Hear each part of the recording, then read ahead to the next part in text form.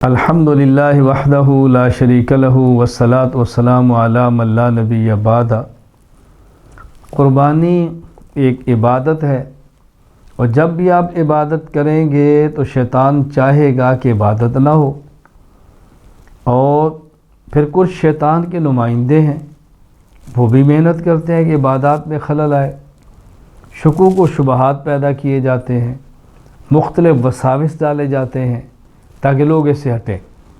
تو قربانی کے مسئلے پر ایک وسوسہ، ایک شبہ یہ پیش کیا جا رہا ہے، ایک اشکال پیش کیا جا رہا ہے، وسوسہ ڈالا جا رہا ہے، وہ یہ کہ اگر قربانی کا جانور ذبح کرنے کی بجائے جانور کی قیمت کو صدقہ کر دیں، کسی رفاہی کام میں لگا دیں تو فائدہ زیادہ ہو۔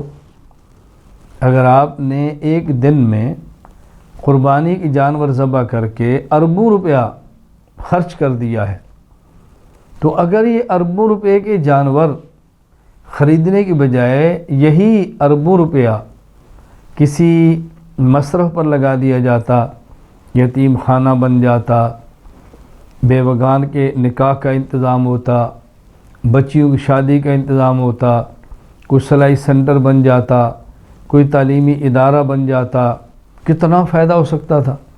ایک دن میں آپ نے اربوں روپیہ اڑا کے رکھ دیا، تو اس میں بھی تو ثواب ملتا ہے اور زیادہ ثواب ملتا۔ یہ آج ایک وسوسہ ڈالا جا رہا ہے، بات اچھی طرح سمجھ لیں۔ یہ وسوسہ ڈالنے والے، یہ شبہ پیدا کرنے والے بنیادی طور پر وہ لوگ ہیں جو شریعت کو نہیں سمجھے، شریعت کے نظام کو نہیں سمجھے۔ اللہ رب العزت نے اسلام کا مکمل مالیاتی نظام بنایا ہے۔ اگر اس مکمل مالیاتی نظام کو سمجھ لیا جائے اور اس کو عمل میں لے آیا جائے، کوئی الجھن باقی نہیں رہتی۔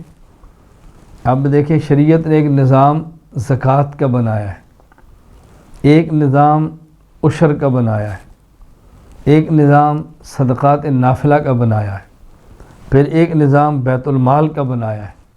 اب یہ سارے نظام اگر متحرک ہو جائیں، اسکول بھی بنیں گے، مدارس بھی بنیں گے، ہسپتال بھی بنیں گے، یتیم خانے بھی بنیں گے، بیوگان کے نکاح کا انتظام بھی ہوگا، سب مقام ہوں گے، لیکن نظام شریعت کو مکمل نافذ کیا جائے۔ باقی شریعت نے جو نظام دیا اس کو اچھی طرح سمجھیں۔ اگر آپ کا وہ سونا یا چاندی یا پیسے، مال تجارت، اس میں زکوٰۃ رکھی ہے، اگر زمین ہے اور پیداوار ہوتی ہے اس میں عشر رکھا ہے، اسی طرح صدقۃ الفطر رکھا ہے۔ شریعت نے ایک حکم جانوروں کے بارے میں دیا ہے، کیا کہ اللہ کے راستے میں اللہ کے نام پہ جانور کا خون بہے اور ذبح ہو۔ قربانی سے مقصود گوشت کھانا اور کھلانا نہیں ہے، قربانی سے مقصود صرف اور صرف جانور کا ذبح کرنا ہے۔ باقی ضرورتیں پوری کرنے کے لیے پورا نظام ہے، عشر، زکوٰۃ، صدقۃ الفطر، صدقات نافلہ، بیت المال۔ یہ تو اللہ تعالیٰ چاہتے ہیں کہ بندہ میرے نام پر خون بہائے، اور کوئی مقصد ہی نہیں۔ شریعت کا امر سب سے مقدم ہے، صرف اور صرف مقصد کیا ہے؟ اللہ کے نام پہ خون بہایا جائے۔ جامع ترمذی میں روایت موجود ہے، ام المومنین امی عائشہ رضی اللہ تعالیٰ عنہ فرماتی ہیں، رسول اکرم صلی اللہ علیہ وسلم فرمایا، ما عمل آدمی من عمل یوم النحر احب الی اللہ من احراق الدم۔ یوم النحر، قربانی کے دن، اللہ کو سب سے محبوب عمل وہ خون بہانا ہے، خون بہانا جانور کا۔ اس میں تو مقصد نہیں کوئی گوشت کھانا یا کھلانا، تو ایک اضافی چیز ہے۔ یہی وجہ ہے اگر کوئی شخص قربانی کرے اور قربانی کا سارا گوشت خود استعمال کرے، کسی غریب کو ایک گوشت کا ٹکڑا بھی نہ دے، تو قربانی کے اجر میں کمی نہیں ہوگی۔ یہ الگ بات ہے کہ جو صدقات کا اجر تھا وہ اس کو نہ ملے، لیکن صرف جو قربانی کا اجر ہے مکمل اس کو مل جائے گا۔ معلوم ہوا کہ گوشت مقصود ہی نہیں ہے، مخصوص جانور کو ذبح کرنا ہے۔ گفتگو کا خلاصہ کیا ہوا؟ یہ جو اشکال تھا یتیم خانے، ہسپتال اور سکول، اس کے لیے شریعت نے ایک مستقل نظام دیا ہے۔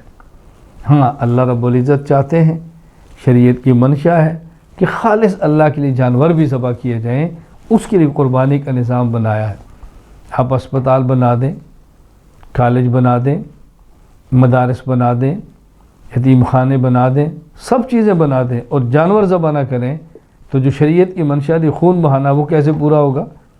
تو شریعت نے ہر معاملے میں مستقل ہدایات عطا فرمائی ہیں۔ اللہ تعالیٰ ہم سب کو شریعت سمجھ کر عمل کرنے کی توفیق عطا فرمائے۔ وآخر دعوانا الحمد للہ رب العالمین۔